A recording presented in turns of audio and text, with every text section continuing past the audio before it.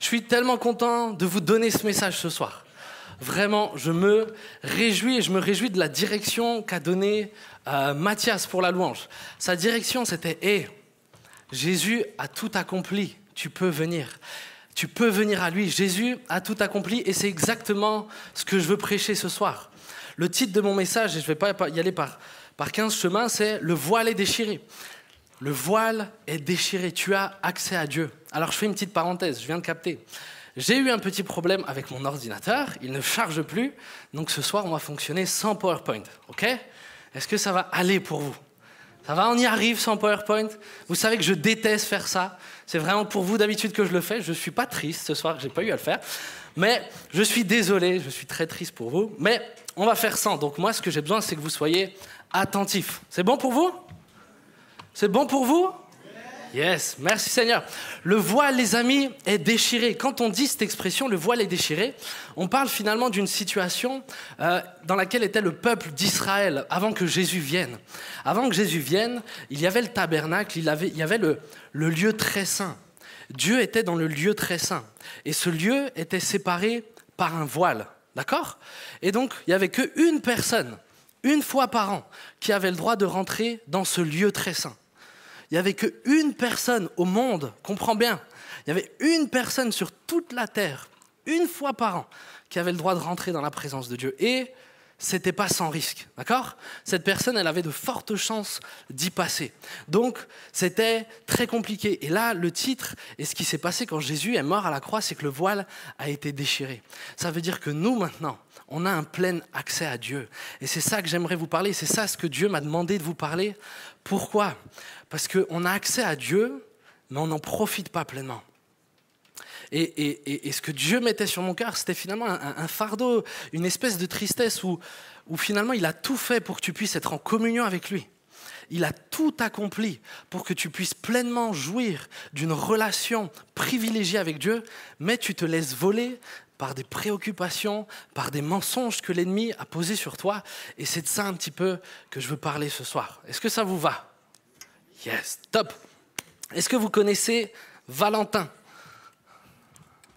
Si quelqu'un me dit oui, franchement c'est chelou. Valentin c'est qui ? Valentin c'était la valeur étalon de mon père pour tout ce qui était des notes. C'est-à-dire que quand je rentrais de cours et que je ramenais une note à mon père, sa question c'était « Ok, combien a eu Valentin ?» D'accord ? Et Valentin, autant vous dire qu'il n'était pas dans la moyenne. D'accord ? Valentin, sa moyenne, c'était 19. Autant te dire que moi, j'étais bien en dessous de Valentin. En termes de cours, voilà, je n'ai pas été le crayon le plus affûté, comme on peut dire. Mais ce n'était pas mon point fort. Et mon père, constamment, alors je ne vais pas abuser, mais régulièrement quand même, j'avais le droit à cette question. Toi, tu as eu ça, d'accord. Valentin, lui, il a eu combien ? Autrement, toi, c'est bien, mais en vrai, jusqu'à combien on peut avoir sur ce contrôle ? Ça, c'était la question que mon père me posait. Et je ne sais pas si ça vient de là, mais en tout cas, j'ai développé vraiment un gros manque de confiance en moi. Comme dit, je ne suis pas sûr que ça vient de là, parce que quand il me le disait, moi, ça me passait un petit peu au-dessus de la tête. Mes notes, ce n'était pas ma grande priorité. Mais mine de rien, dans la vie, j'ai développé un manque de confiance en moi. Et ça se traduisait par plusieurs choses. Et je pense que certains, vous allez vous reconnaître un petit peu là-dedans. Quand, même au travail, j'étais déjà dans le monde du travail aussi quand j'avais ce problème, des fois, il fallait faire des choses devant les collègues. Par exemple, s'il y avait un banc d'essai, on devait tester un truc, faire des actes de manutention relativement simples. Mais moi, je ne voulais pas passer parce que j'avais peur que devant les collègues, je rate en fait. Et ça me terrorisait. Ça me terrorisait ce que les gens allaient pouvoir penser. Ça me fichait la trouille en fait. Et du coup, j'osais pas me lancer dans les choses. Je manquais de confiance en moi. J'avais peur quand j'étais avec des gens, juste le fait de discuter. Moi, j'étais pas bien.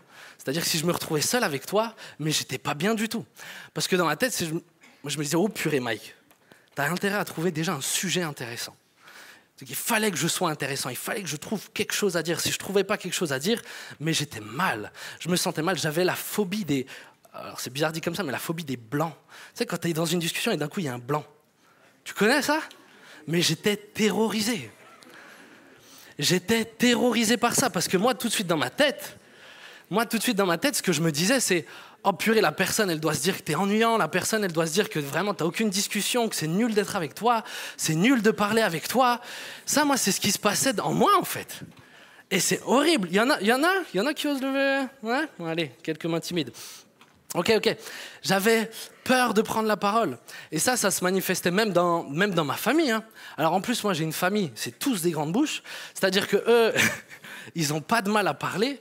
Autant te dire que quand moi, j'étais au milieu d'eux, entre Josué qui fait des blagues de partout, Jonathan qui est tellement intelligent, enfin, vraiment, moi, j'étais là, et je trouvais rien à dire. C'était terrible. C'était terrible. Quand j'étais en voiture avec mon père, c'était horrible. Il y avait mon frère Ben, lui prêchait, il faisait plein de choses. Moi, qu'est-ce que j'allais lui raconter à mon père? Et ça me mettait tellement mal. Réellement, ça me mettait mal. Je réfléchissais, Mike, qu'est-ce que tu peux dire d'intéressant? Ceux qui ne le savent pas, mon père, il est pasteur. Donc je me disais, mais qu'est-ce que tu peux dire de spirituel? Quel genre de discussion super intense tu peux lancer? Ça me vidait. J'étais fatigué, je me mettais une pression de ouf. Et ça se répercutait aussi dans ma relation avec Dieu. Le besoin de tout le temps faire quelque chose. Sinon, je n'avais pas la paix avec Dieu. Il fallait que je fasse. Il faut faire des choses pour Dieu. Et si d'un coup, je me mets à pas faire, qu'est-ce qu'il pense? Valentin, Thibaut, qu'est-ce qu'il fait, lui? Regarde, quatre côtés de Thibaut. Qu'est-ce que tu fais? Et ça se répercutait, toujours besoin de trouver des prières intéressantes.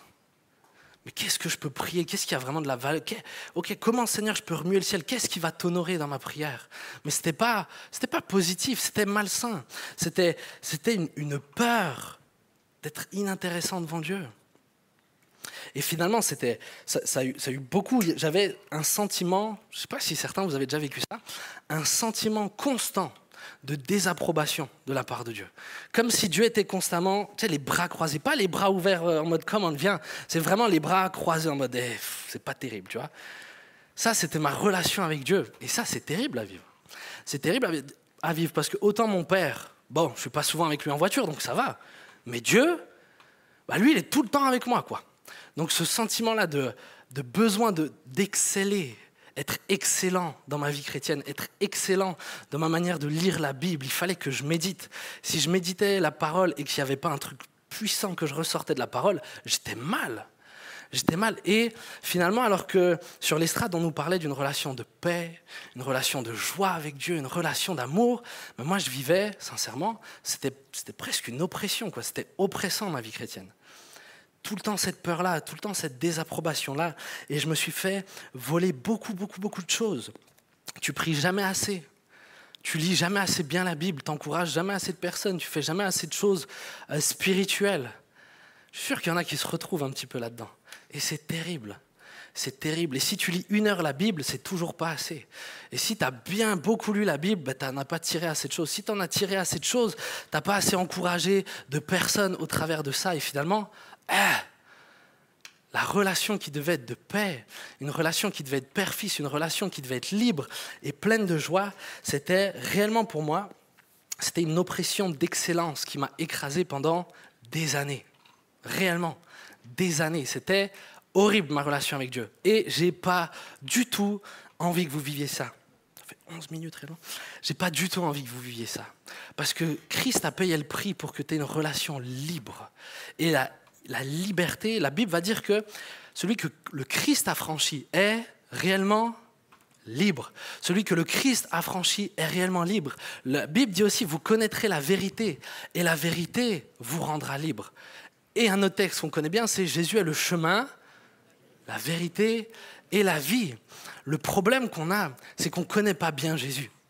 Le problème, il vient de là. On pense le connaître. On croit le connaître. On a les clubs du dimanche, on a la théorie, mais la réalité, c'est qu'on ne connaît pas réellement Jésus et ce qu'il a accompli à la croix. Et moi, c'est de ça que j'aimerais un peu te donner ce soir. Qu'est-ce que Christ a accompli? Qu'est-ce qui s'est passé? Qu'est-ce que ça veut dire que le voile est déchiré? Et quelle est notre situation maintenant vis-à-vis de Jésus? Amen? C'est bon pour vous? Je continue? Ok. Premier point, l'œuvre de la croix. Je vais essayer d'aller... On va être efficace. Romains 6, 12 à 14. Il y a un premier point que j'aimerais qu'on éclaire, c'est qu'est-ce que Christ a accompli à la croix vis-à-vis du péché. Le problème dans nos vies, c'est le péché. On est d'accord avec ça? Ouais, c'est le péché qui nous a séparés de Dieu. Romains 6, versets 12-14 nous dit la chose suivante. Que le péché ne règne donc plus dans vos corps mortels pour vous soumettre à lui par tous ses désirs. Ne mettez plus vos membres au service du péché comme des instruments de l'injustice, mais au contraire, livrez-vous vous-même à Dieu comme des morts revenus à la vie et mettez vos membres à son service comme des instruments de justice. Verset 14, très important. En effet, le péché n'aura pas de pouvoir sur vous, puisque vous n'êtes plus sous la loi, mais sous la grâce. Le péché n'aura plus, dans cette version, le péché n'aura point de pouvoir sur vous, puisque vous êtes non sous la loi, mais sous la grâce. La clé, c'est d'être sous quoi ? La grâce. Ce qui fait que le péché a perdu son pouvoir, c'est que tu n'es plus sous la loi, mais sous la grâce. Autrement dit, la loi donne de la force au péché. On est d'accord avec ça ? Moi, j'aimerais voir 3 choses que Christ a enlevées au pouvoir du péché alors qu'il est mort sur la croix. Premier point, c'est le pouvoir de tentation. Je vais développer ça après, je vais vous donner un peu une image. J'espère qu'elle va vous aider. Le pouvoir de tentation, Christ à la croix a enlevé une majeure partie de la force que le péché a sur toi pour te tenter. À la croix, Christ a enlevé ça.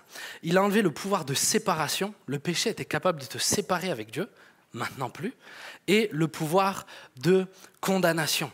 Ça, ce sont 3 choses que Christ à la croix a ôtées. Et je vais vous l'imager comme ça. Hop. Ça, c'est un revolver. C'est un faux Jusite. On est d'accord ? Tout va bien. C'est tentant quand on a des jouets comme ça en main. Ok. L'image que j'aimerais te donner, c'est que le diable, finalement, a eu un instrument très efficace, c'est le péché, d'accord ? Cette arme-là va représenter le péché. Et toute personne qui pratique le péché, Dieu va dire la chose suivante, toute personne qui pratique le péché, toute personne qui va se laisser avoir par Satan, on va mettre une balle dans ce pistolet-là. On va mettre une balle. Sur cette balle-là, il y a marqué condamnation. Toute personne qui pêche, vous êtes avec moi ? Toute personne qui pêche est condamnée. Toute personne qui pêche est condamnée. Et, alors c'est pas le mien, donc la balle, la condamnation, je la mets dans le pistolet. Maintenant, le diable a une arme. Le diable, s'il te fait pécher une seule fois, tu es condamné. C'est fini pour toi. Et je vous invente rien. Rien que si je posais la question qui a déjà menti ici, je pense que tout le monde lèverait la main. La Bible dit tous ont péché et sont privés de la gloire de Dieu. D'accord ? On est d'accord avec ça ? Donc tous, à un moment ou à un autre, tous, on a pris ce revolver-là. Tous, à un moment ou à un autre, on a péché. Et là où le diable a trouvé du pouvoir, je vous ai parlé du pouvoir de la tentation. Ok, je vais vous l'imager comme ça.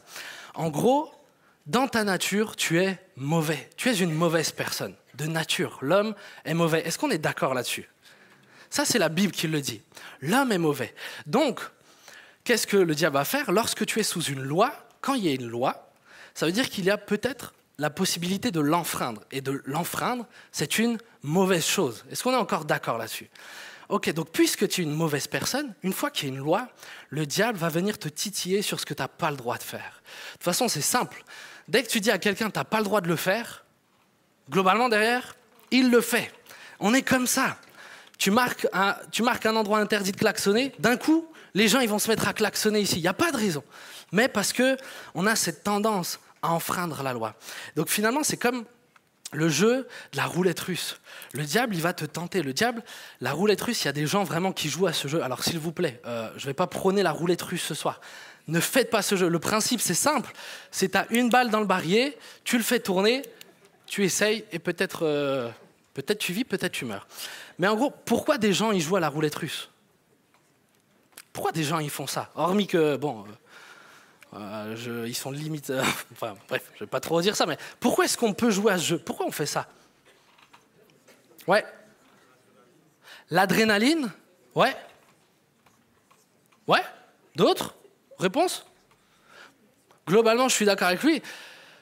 Le moment où ils vont se mettre le pistolet sur la tempe, je pense qu'ils se sont jamais sentis aussi vivants qu'à ce moment-là. D'accord ?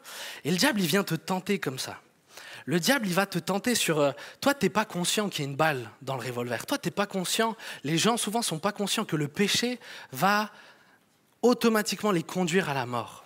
C'est sûr et certain. Le jeu, il est truqué parce que tôt ou tard, on devra tous répondre de nos actes et tôt ou tard, la balle, on va se la prendre. Le jeu est truqué. Cette roulette russe est truquée. Mais le diable va te tenter. Il va dire non, mais c'est cool. Trompe ta femme. Alors, tout le monde n'est pas marié. Il n'y a que moi presque qui est marié ici. Ah non, on est deux. Trompe ta femme. Ça va être juste le plaisir d'un moment. T'inquiète pas, ça va être pouf. Tout va bien, t'es pas mort. C'est une grosse poussée d'adrénaline. C'est bon, en fait, de pécher. C'est ça ce que le diable va te proposer. Et parce qu'il y a un enjeu, parce que c'est dangereux, parce que ta chair est mauvaise, alors tu vas être tenté de le faire.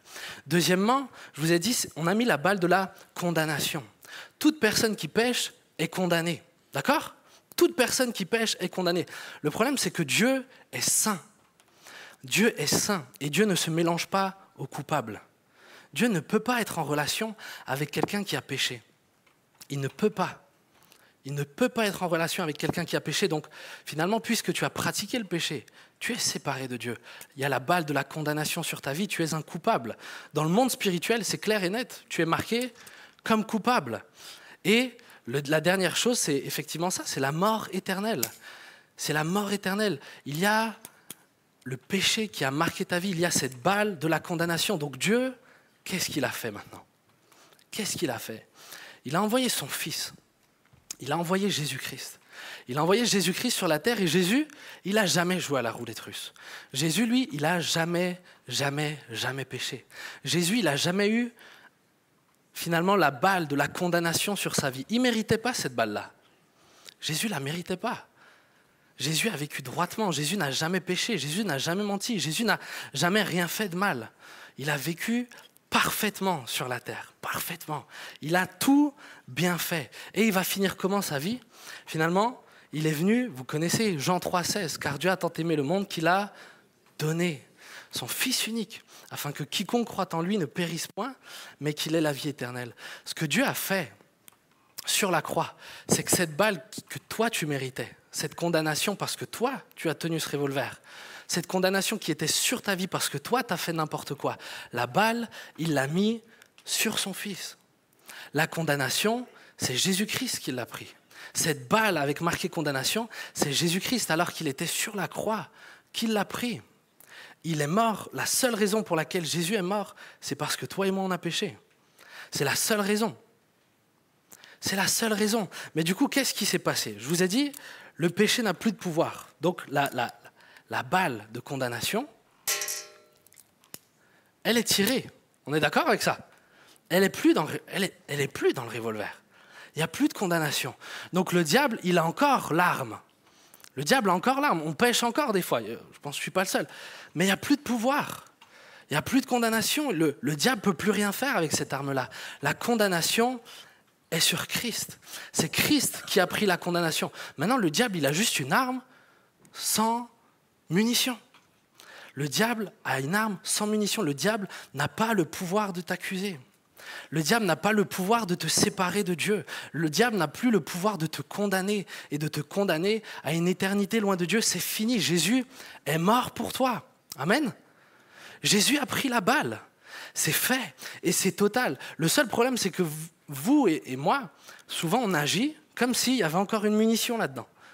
Et le diable, il vient t'accuser. Il va dire hey, t'as encore péché. Et nous, on est, ah oui, c'est vrai, ah Seigneur. Et on n'ose plus venir vers Dieu, on agit comme des condamnés. On n'est pas condamné. Amen. Tu n'es pas condamné. Tu as besoin de comprendre cette réalité-là, c'est que la condamnation, Jésus l'a prise. Et la Bible va même plus loin. La Bible va dire que tu es mort avec Christ. Aux yeux de Dieu, quand Christ est mort, si tu lui as donné ta vie, si réellement tu as donné ta vie à Jésus, aux yeux de Dieu, quand Christ est mort sur la croix, tu es mort avec. Tu as payé le prix pour tes péchés. Et Christ est ressuscité et Dieu t'a ressuscité par l'Esprit. Tu n'es pas mort physiquement, on est au courant. Mais le Saint-Esprit t'a ressuscité. Aujourd'hui, il n'y a plus de condamnation sur ta vie. Aujourd'hui, le pistolet est déchargé. Aujourd'hui, tu ne peux plus être accusé. Si toi tu as donné ta vie à Jésus, le diable ne peut plus t'accuser. Le prix qui devait être payé, le prix que méritait ton péché est payé. J'ai besoin que tu comprennes ça. Le prix est payé. C'est pas juste que Dieu pardonne ton péché, non, c'est que le prix est payé. C'est fait. C'est fait, tu es libre de toutes tes erreurs. De hier, d'aujourd'hui et de demain. Amen. Les amis, si vous comprenez ça, votre relation avec Dieu, elle va tellement... Je vous donne une autre image. Ce soir, c'est la soirée des images. Une autre image, mais parce que si vous captez ça dans votre relation avec Dieu, réellement, définitivement, votre relation sera différente. La Bible dit, qu'est-ce qui se passe quand on donne notre vie à Jésus? On est de nouveau. La Bible dit qu'en Christ, on est devenu une nouvelle créature. C'est bien, vous connaissez ces textes. La Bible dit qu'en Christ, on est devenu une nouvelle créature. Je vais vous donner cette image-là. En gros, avant d'être avec Christ, tu étais un ver, tu étais comme une chenille, d'accord? Tu étais une chenille. Quand tu donnes ta vie à Jésus, il se passe quoi? Tu deviens une nouvelle créature. La chenille devient un papillon. Alors les gars, on a du mal à être comparé à des papillons. Allez, serrez les dents, c'est une image, d'accord? Tu n'es pas un petit papillon fragile. Mais, grosso modo, qu'est-ce qui se passe? Quand tu n'es pas avec Jésus, tu es une chenille. Tu rampes, tu pêches, tu manges tes feuilles. Finalement, les chenilles, elles passent leur temps à ramper comme ça, elles passent leur temps à manger leurs feuilles et elles détruisent juste les plantes sur lesquelles elles sont. Papillon, c'est l'inverse. Papillon, elles ne rampent pas. Les papillons, ça vole.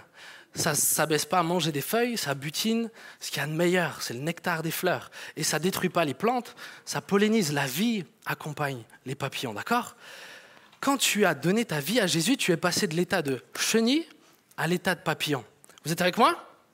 Quand tu as donné ta vie à Jésus, tu es passé de l'état de chenille à l'état de papillon.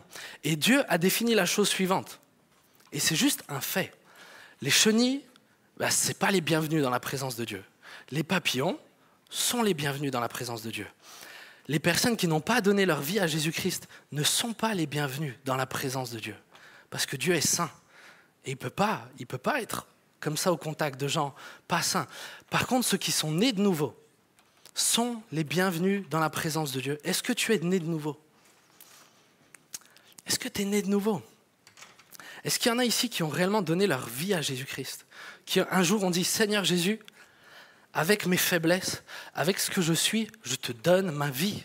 Je te reconnais comme mon Seigneur et je te reconnais comme mon Sauveur. S'il y a des gens qui ont fait ça, tu es passé de l'état de chenille à l'état de papillon. Tu es passé de l'ancienne créature à la nouvelle création. Et les papillons, les nouvelles créations sont toujours et constamment le bienvenu dans la présence de Dieu. Constamment. Toujours. Même si le papillon se met à ramper comme une chenille, c'est dommage, parce qu'il peut voler, il y a mieux à faire. Même si le papillon rampe, même si la nouvelle création que tu es se met à pécher, tu restes le bienvenu dans la présence de Dieu. Amen. Peu importe ce que tu vas faire, comprends-moi bien, peu importe ce que tu vas faire de bien ou peu importe ce que tu vas faire de mal, c'est pas ça qui définit si tu as le droit d'être dans la présence de Dieu ou pas. Ce qui définit si tu as le droit d'être dans la présence de Dieu ou pas, c'est est-ce que tu es né de nouveau ou pas?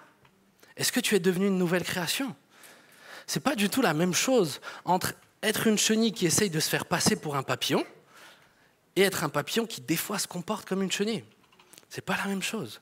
Et je sais qu'il y en a plein ici, vous êtes nés de nouveau. Vous êtes nés de nouveau.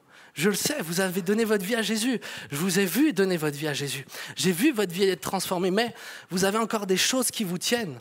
Et vos yeux sont tellement focus sur ce que vous faites de mal que vous avez oublié que vous êtes une nouvelle création et que les nouvelles créatures sont toujours totalement et pleinement acceptées dans la présence de Dieu. C'est pas à propos de ce que tu fais, c'est à propos de ce qu'il a fait de toi. Amen. C'est pas à propos de ce que tu as fait. Il y en a ici, vous êtes dans des addictions. Moi, j'ai passé cette période compliquée. Vous êtes dans des addictions. Et moi, je me souviens que plusieurs fois, je me suis éloigné de Dieu parce que je voulais me rapprocher, mais finalement, j'étais censé être une nouvelle créature, mais je passais mon temps encore à ramper comme une chenille. Et puis, je me disais, mais je suis pas digne, en fait, de Dieu. C'est quoi ce délire? C'est quoi cette vie? C'est pas ça, je suis pas ça. Je suis pas digne de rentrer dans la présence de Dieu. Et je me suis fait voler. Satan m'a volé comme ça plusieurs fois la grâce de rentrer dans la présence de Dieu parce que je regardais tellement à ce que je fais. Je regardais tellement à ce que je faisais. Je regardais tellement à est-ce que j'ai assez prié? Est-ce que j'ai assez lu la Bible? Est-ce que j'ai péché cette semaine ou pas? Et je regardais à ce que je faisais au lieu de regarder à ce que Christ a fait à la croix. la seule chose qui te donne accès à la présence de Dieu, c'est le sang de Jésus. Amen. C'est la seule chose. Si tu viens dans la présence de Dieu tout content parce que tu as passé une bonne semaine et parce que tu as témoigné de lui et tout ça, sache que ce n'est pas parce que tu as témoigné de lui que tu es digne d'être dans sa présence. Hein. Le fait de témoigner de Christ, le fait même de gagner des âmes ne te rend pas digne d'être dans sa présence. Ce n'est pas parce que tu fais le bien que tu es digne d'être dans sa présence. Une chenille peut essayer de se faire passer pour un papillon, c'est pas ça qui la rend digne. Ce qui te rend digne, c'est que Jésus est mort pour toi, que la balle, il l'a prise. La condamnation, il l'a prise. Tu peux rentrer dans la présence de Dieu tranquillement. Tu n'as rien à prouver à Dieu. Qu'est-ce que tu veux lui prouver? Jésus a dit, tout est accompli, tu as besoin de l'entendre. Tout est accompli pour toi. Tu ne peux pas parfaire cette œuvre-là. Tu ne peux pas la rendre plus parfaite. Tu ne peux pas te rendre plus digne d'être dans la présence de Dieu que ce que Christ a fait de toi. Le fait de prier 4 heures par jour ne te rend pas plus digne aux yeux de Dieu. Il ne t'accepte pas plus, il ne t'aime pas plus. Le fait de ne pas pécher ne te rend pas plus digne. C'est parce que tu es né de nouveau que tu peux jouir de cette proximité avec Dieu. Et beaucoup vous en privez. Beaucoup vous marchez comme des coupables, la tête baissée, vous êtes honteux parce que vous pratiquez encore le péché, parce qu'il y a encore des addictions dans vos vies, parce qu'il y a encore des choses que vous galérez à faire. Alors vous êtes honteux, alors vous ne vous permettez pas de prier. Et c'est ça le fardeau de Dieu ce soir, c'est de vous dire « mais moi j'ai tout payé pour que tu viennes dans ma présence. Pourquoi tes yeux sont fixés sur tes erreurs ? Pourquoi tes yeux sont fixés sur tes erreurs ? Est-ce que c'est ça l'évangile ? C'est pas ça la bonne nouvelle de Christ. C'est pas une bonne nouvelle si on est tout le temps focalisé sur nos erreurs. La bonne nouvelle, c'est que Jésus a tout payé pour toi. C'est fait. C'est pas les œuvres, c'est pas la loi. On n'est plus sous la loi, mes amis. On est sous la grâce. On n'est plus sous la loi, on est sous la grâce. Ne te focalise plus sur tout ce que tu fais de bien ou tout ce que tu fais de mal. Et je précise bien sur tout ce que tu fais de bien aussi. Parce qu'il y en a, parce que vous priez plus que les autres, vous êtes tout confiant. Ça n'a aucun sens. Ça n'a pas de sens de s'approcher de Dieu parce que tu fais bien les choses. Et c'est en ça qu'en fait, ta relation avec Dieu sera toujours, ou peut être toujours constante. Et elle peut être pleine et elle peut être vivante parce qu'elle ne dépend plus de toi. Elle dépend uniquement de ce que Jésus a fait il y a 2000 ans à la croix pour toi. Amen. J'aimerais vous donner quelques exemples que Dieu a donné. J'en ai plus besoin de celui-là. Que Dieu a donné dans la Bible. Dans la Bible, Dieu a donné plein de personnages qui représentent la loi, qui représentent ceux qui font des œuvres, et d'autres qui représentent la grâce. Et au travers de ces exemples, Dieu a clairement montré combien il est préférable d'être sous la grâce que sous la loi. Est-ce que ça vous va ? On en regarde 2, 3 comme ça, c'est bon ? Premièrement, un petit verset qui pique. Un petit verset qui pique. Galates 3, versets 1 à 5. Il dit la chose suivante. Galates sans intelligence, Mulhousiens sans intelligence, membres d'Impact Jeunesse sans intelligence. Qui vous a fasciné pour que vous n'obéissiez pas plus à la vérité ? Vous, aux yeux de qui Jésus-Christ a été décrit comme crucifié. Voici seulement ce que je veux apprendre de vous. Est-ce en pratiquant les œuvres de la loi que vous avez reçu l'Esprit ? Ou est-ce en écoutant l'Évangile avec foi ? Manquez-vous à ce point de bon sens ? Après avoir commencé par l'Esprit, voulez-vous maintenant finir par vos propres forces ? Avez-vous tant souffert pour rien, si du moins c'est pour rien ? Celui qui vous accorde l'Esprit et qui accomplit des miracles parmi vous, le fait-il donc parce que vous pratiquez les œuvres de la loi ou parce que vous écoutez avec foi ? Ce que Dieu fait au milieu de nous, ce que Dieu a fait pour Léonie, est-ce qu'il l'a fait parce que je ne sais quoi ? Ce que Dieu a fait pour Lucas, pour son enfant, est-ce qu'il le fait parce que... Non, c'est parce qu'on a foi en sa bonté et en sa grâce. C'est parce qu'on a foi en lui. Et là, Paul, il pète un plomb avec les Galates, parce que les Galates, ils avaient bien commencé. Ils avaient commencé par l'Esprit. Et souvent, quand on commence bien. Souvent, quand on commence, on est tout feu, tout flamme pour Jésus et on n'a pas de mal de prier. Plus on avance, plus ça a l'air de diminuer. Vous savez pourquoi ? Mais c'est exactement à cause de cette raison, parce qu'au tout début, quand tu viens à Dieu, bah tu sais que tu peux pas te reposer sur tes œuvres. Tu sais d'où tu viens, tu as fait n'importe quoi, tu mérites rien du tout. Mais fur et à mesure, tu commences à servir Christ. Fur et à mesure, tu commences à faire des œuvres. Et fur et à mesure, bah, tu pries pour des gens, tu commences à faire des œuvres, ceci, cela. Et fur et à mesure, tu oublies que tout ça, c'est une grâce. Et fur et à mesure, tu t'appuies un peu sur ce que tu fais de bien. Et là où normalement il devait y avoir la joie, la simplicité, bah, ces choses-là, elles s'éteignent. Parce que c'est pas par les œuvres que tu avais reçu l'Esprit Saint. C'est pas parce que tu vas faire de bien ou pas, c'est par la foi, la confiance en ce que Jésus a fait à la croix. Amen. Je vous donne 2-3 personnages. Un que j'aime beaucoup. Quand je dis que j'aime, c'est pas que je vante ce qu'il a fait, mais je trouve qu'il est très parlant. Vous connaissez la parabole du fils prodigue ? Ouais ? Ok. Parabole du fils prodigue, donc il y a un père, il a 2 fils. Il y a le fils cadet, qu'on va appeler le fils prodigue, il part, il prend la part de son héritage, il fait n'importe quoi, il dilapide ça avec des prostituées, il fait puis il revient, et le père l'accueille. Et il y a un autre fils, c'est le fils aîné. Lui, il va faire les choses bien. Et on va lire un petit peu ce que dit le fils aîné. Luc 15, versets 25 à 32. Donc en fait, c'est juste après que le fils cadet revient, le père il a organisé une fête de ouf pour son fils parce qu'il était content de le retrouver. Et son fils qui devait être mort, bah, finalement il est encore en vie. Donc le père il fait une fête et le frère il va dire ceci. Or le fils aîné était dans les champs. Lorsqu'il revint et approcha de la maison, il entendit la musique et les danses. Il appela un des serviteurs et lui demanda ce qui se passait. Le serviteur lui dit « Ton frère est de retour et ton père a tué le veau engraissé parce qu'il l'a retrouvé en bonne santé. » Le fils aîné se mit en colère. Et son frère qui était parti, le fils aîné, il se met en colère et il ne voulait pas rentrer. Il ne rentre pas, il se prive de la présence du père. Et son père sortit le supplier d'entrer, mais il répondit à son père, « Voilà tant d'années que je suis à ton service, sans jamais désobéir à tes ordres. » Ça, c'est ce que dit le frère aîné. « Voilà tant d'années que je suis à ton service, sans jamais désobéir à tes ordres. Et jamais tu ne m'as donné un chevreau pour que je fasse la fête avec mes amis. Mais quand ton fils est arrivé, celui qui a mangé tes biens avec des prostituées, pour lui, tu as tué le veau engraissé. » Et voilà ce que dit le père. « Mon enfant, lui dit le père, tu es toujours avec moi et tout ce que j'ai est à toi. Mais il fallait bien faire la fête et nous réjouir, parce que ton frère que voici était mort et il est revenu à la vie. Il était perdu et il est retrouvé. » J'aime tellement cette parabole. Je suis tellement content que Jésus nous l'ait donnée. Le fils prodigue, il revient et il reconnaît qu'il a fait nimp. Il dit « Ah papa, j'ai fait n'importe quoi. Je demande pardon. » Et le père, il fait quoi ? Le père, il le prend dans ses bras, il lui met un nouveau vêtement, il lui met une bague au doigt, il le met bien. Et il lui fait un repas de ouf. Un veau engraissé, je ne sais pas s'il y en a. Nous, on en a mangé il n'y a pas longtemps. C'est tellement bon. Désolé s'il y a des végétariens et tout ça, mais un veau engraissé, bête de plat. Magnifique. Le père, là, c'était ce qu'ils avaient de meilleur, d'accord ? C'était ce qu'ils avaient de meilleur. Là, le père a donné ce qu'il y avait de meilleur pour le fils qui a fait n'importe quoi. Et le frère aîné, il va dire quoi ? Le frère aîné, il va dire quoi ? Il va dire, mais hé, t'es sérieux ? Moi, je suis là avec toi, je travaille pour toi, je suis pour toi, j'ai pas fait n'importe quoi, je ne t'ai jamais désobéi, et à moi, tu m'as rien donné. Le frère aîné, il a le seum. Il a le seum, il comprend pas, parce que lui, il a tout bien fait, il a rien, l'autre, il a tout mal fait, il a tout. C'est pas juste. En tout cas, c'est comme ça que le frère aîné va le voir.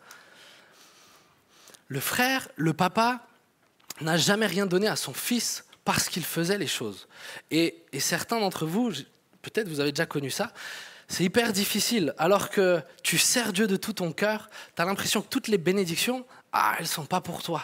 Tu sers Dieu, tu fais les choses et tu as l'impression d'être toujours face à un mur de glace devant toi. Là où tu veux sa présence, il n'y a rien du tout. Parce que le père se refuse de faire croire à son fils que c'est parce qu'il travaille pour lui qu'il a le droit à sa bénédiction.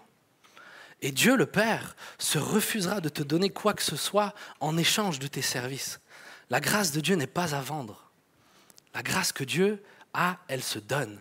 Et Dieu veut te la donner. Et tant que tu vas venir en essayant de l'acheter par tes œuvres, par tes prières, Dieu se refusera complètement de te la donner. Il te refusera même un chevreau. Même un petit truc, le chevreau par rapport au veau engraissé, c'est naze. Et le frère aîné, il va dire, mais j'ai même pas reçu un chevreau. Mais parce que le père ne veut pas lui donner quelque chose en échange d'un service. Il est fils.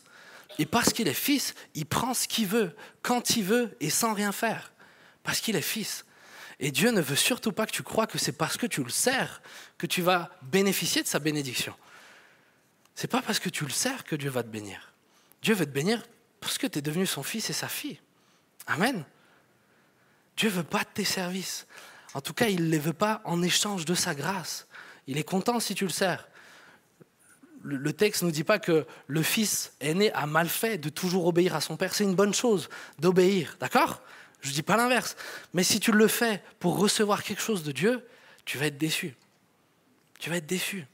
Et il y en a certains ici, vous êtes frustrés dans votre relation parce que vous espériez recevoir de Dieu, mais il ne vous a pas donné. Mais Dieu ne veut pas te donner en échange de quelque chose. Dieu il veut te le donner parce que tu es devenu son fils. Tu es devenu une nouvelle création. La condamnation, Dieu l'a prise. Tu n'as pas besoin de performer. Tu n'as pas besoin d'être le meilleur serviteur. D'accord ? Tu n'as pas besoin de gagner des âmes pour pouvoir venir profiter de ta relation avec Dieu. Tu n'as pas besoin d'être sur l'estrade. Tu n'as pas besoin de leader la louange. Tu n'as pas besoin de faire des heures de prière. Tu n'as pas besoin d'exceller dans ce que tu fais pour Dieu pour avoir une relation avec lui. Si tu comptes là-dessus, tu n'auras rien. Par contre, si tu viens en disant à Dieu, « Hey, j'ai rien, mais je viens prendre », ben là, Dieu, il va te donner. Là, Dieu, il va te donner le veau gras. Là, Dieu, il va te donner les bénédictions. Là, tu vas passer des temps dans la présence de Dieu incroyable parce que tu vas plus te reposer sur ce que tu fais, mais sur ce que lui a fait. C'est ça ce que Dieu veut. Dieu a déchiré le voile pour que tu aies accès à lui. Arrête de regarder à ce que tu fais, de bien ou de mal, on s'en fiche. Arrête de regarder à tes œuvres. Arrête de culpabiliser de ne pas tout bien faire. Arrête de culpabiliser de ne pas tout bien faire. Dieu, vraiment, il veut enlever des poids. Il n'y a pas que moi qui étais sous cette culpabilité-là. Mais il y en a plusieurs, vous ne vivez pas votre relation avec Dieu parce que vous vous approchez en vous appuyant sur vos œuvres. Et Dieu se refusera de te donner sa présence. Il le refusera catégoriquement parce qu'il n'y a pas moyen que tu crois que c'est parce que tu fais quelque chose que tu mérites sa présence. Dieu veut juste que tu prennes. Viens prendre. Viens jouir de sa présence. Moi, il y a des journées, franchement, pas prié, j'ai pas lu la Bible, j'ai rien fait de fou, j'ai mal travaillé au boulot. Et le diable, il va être là. Tu peux être sûr que le diable, il ne me manque pas, hein, c'est l'accusateur. Hein. Donc, regarde, t'es comme à l'époque, il n'y a rien qui a changé, regarde, tu rampes encore. Et moi, ma position, je veux qu'elle soit ferme, c'est non, Jésus, le sang de Jésus est mort, j'ai accès. Au même titre que quand je venais de me faire baptiser, au même titre que quand j'étais au plus haut de ma foi, j'ai accès toujours de la même façon à Dieu, que j'ai péché ou pas. Le péché n'a plus de pouvoir sur moi. Satan n'a plus d'armes chargées contre moi. Je suis libre de tout ça. Je suis libre d'exceller. Je n'ai pas besoin d'être le meilleur des chrétiens. Je n'ai pas besoin d'avoir le niveau de mon frère. Je n'ai pas besoin de prêcher comme mon père. Je n'ai pas besoin de louer comme ma sœur. Je n'ai pas besoin d'avoir la fougue de mon autre sœur. C'est un lion, ma sœur. Je n'ai pas besoin d'être comme ça. Je peux ne pas être intéressant, ça ne pose pas de problème à Dieu. Quand je viens dans la présence de Dieu, je n'ai pas besoin d'avoir des choses à dire. Je peux venir dans sa présence juste comme ça. Il m'aime, c'est fait. Tout est accompli, Jésus a dit. J'ai plus rien à gagner. J'ai plus rien à gagner. Je pars du top du top. Mon point de départ, c'est le top du top, à cause de ce que Christ a fait. Et le top du top, je ne peux pas faire mieux. Donc je pars d'en haut. Et toi aussi, si tu as donné ta vie à Jésus, tu pars d'en haut. N'essaye pas de parfaire ça, tu vas te fatiguer. Mais si tu as donné ta vie à Jésus, que les journées soient bonnes ou mauvaises, profite de ta relation avec Dieu. Sois confiant, Dieu t'aime, Dieu sera pour toi. Dieu ne croise jamais les bras en te regardant. Tu vois, cette attitude que moi j'avais l'impression de vivre, cette désapprobation de Dieu, peut-être qu'il y en a d'autres, vous l'avez. Ce sentiment que, purée, il faut que je baisse la tête, quoi. Faut que je ne mérite pas en fait de lever les yeux vers Dieu. Arrête ça. Arrête ça. Va dans la présence de Dieu. Kiffe ta vie avec lui. Parle-lui, prie pour les malades. Même si tu n'as pas lu ta Bible pendant une semaine, tu peux aller prier pour les malades. Si tu as foi en Jésus, ils seront guéris. Parce que ce n'est pas ta piété qui guérit les malades. Ce n'est pas ce que tu fais de bien ou ce que tu fais de mal. Ce qui guérit les malades, c'est Jésus. Ce qui sauve les gens, c'est Jésus. Ce qui te donne accès au Père, c'est Jésus. C'est Jésus. Tout n'est qu'à propos de Jésus. Amen. C'est pour ça qu'on l'adore. C'est pour ça que tu peux être dans la paix. Parce que je te le dis, tu pars du top du top. Tu pars d'en haut. Essaye pas de prouver quoi que ce soit à Dieu. Dieu n'a pas de Valentin par rapport à toi. Dieu te compare à personne. La seule personne qui voit au travers de toi, c'est Christ. Et Jésus, il a tout fait parfaitement. Et quand Dieu te regarde, Dieu voit Jésus. Tu ne pourras pas faire mieux. Donc vis. Vis. Peut-être, Judith, si tu peux venir au piano. J'avais tellement d'autres exemples, mais cette prédication était censée être plus courte que les autres. Le fils aîné, c'est l'image de la loi, c'est les œuvres. On essaye de faire pour plaire. Le fils cadet, c'est l'image de la grâce. Celui qui vient, il n'a rien fait de bien, mais il vient et il reçoit de Dieu. Dieu a tout accompli. Dieu a tout accompli. Lorsque le peuple était sous la loi, je vous l'ai dit, Dieu ne se trouvait, ou en tout cas, bien sûr qu'il était partout, mais sa présence n'était que dans le lieu saint, je vous l'ai dit. Et une fois par an, une personne au monde avait le droit de rentrer dans le lieu saint. Quand Jésus est mort, le voile a été déchiré. Symbole que Dieu maintenant, on peut tous avoir accès à lui. Mais il y a une chose qui est, pour moi, c'est hyper important que tu le comprennes. Au moment où Christ est mort, au moment où le voile a été déchiré, si Dieu n'était pas en relation avant avec les gens, c'est parce que les gens étaient pécheurs, les gens étaient sales, les gens avaient une condamnation sur leur vie. Et au moment où le voile a été déchiré, le moment où finalement l'accès à Dieu s'est ouvert, Dieu n'est pas devenu moins exigeant quant à la sainteté des personnes qu'il allait côtoyer. Dieu n'a pas abaissé son niveau d'exigence en ce qui concerne la sainteté. La seule chose qui s'est passée, c'est que quand Christ est mort, tous ceux qui s'identifient à Christ sont beaucoup plus saints que ne l'a jamais été aucun sacrificateur de l'Ancien Testament. Il faut que tu comprennes ça. Si tu as donné ta vie à Jésus, tu es plus saint que ceux qui respectaient à la lettre toute la loi.